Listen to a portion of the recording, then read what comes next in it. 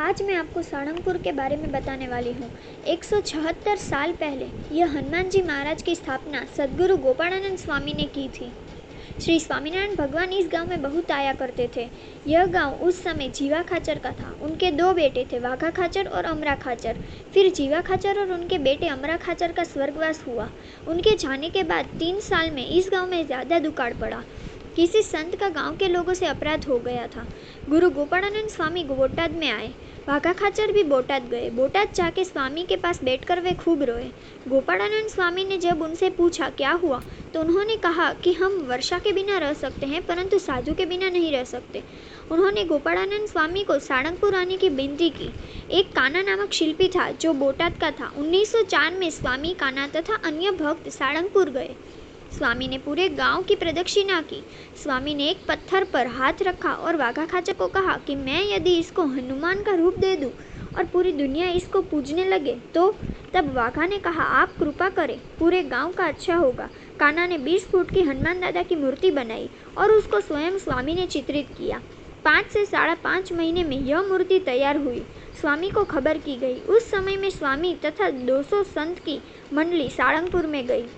मंदिर के अंदर जो तांबे का ढक्कन है वो कुआं है। वहाँ से पूरा गांव पानी भरता था। 1905 आसोवदी पाचम के दिन सारंगपुर में हनुमान दादा की स्थापना हुई। केशवदास नामक साधु को गोपालानंद स्वामी ने समाधि करवाई। स्वामी ने अक्षरधाम जाकर महाराज को कहा, गोपालानंद स्वामी ने आपके संकल्प अनुसार सारंगपुर में स्वतंत्र हनुमान जी का मंदिर बनवाया है। उसी समय महाराज ने वरदान दिया कि यहाँ जो हनुमान बैठेंगे वे दुनिया के सभी जीव जंतुओं के कष्ट को हर लेंगे और उनका नाम कष्ट भंजन होगा। उन्होंने ऐसा भी कहा कि यहाँ जो भी नारियल, तेल आदि चढ़ाएगा उनके हर संकल्प को दादा पूर्ण करेंगे। फिर वे समाधि में से जागे और स्वामी को कहा कि महाराज ने ऐसा आदेश दिया है। गोपालानंद स्वामी ने हनुमान जी महाराज के सामने खड़े रहकर वहाँ पड़ी हुई लकुटी ली और उसको अपनी दाढ़ी के नीचे रखी। अपनी आँखों को दादा की आँखों में डालकर जो त्राटक किया, स्वामी ने अष्टांग योग सिद्ध किया था। वे मान ऐश्वर्य मूर्ति थे। वह त्राटक ने पूरे ब्रह्मांड में तहलका मचा दिया। गोविंदानंद स्वामी आरती कर रहे थे, तब हनुमान की मूर्ति पूरी हिलने लगी। भक्त डर गए। उन्होंने स्वामी को रोक लिया।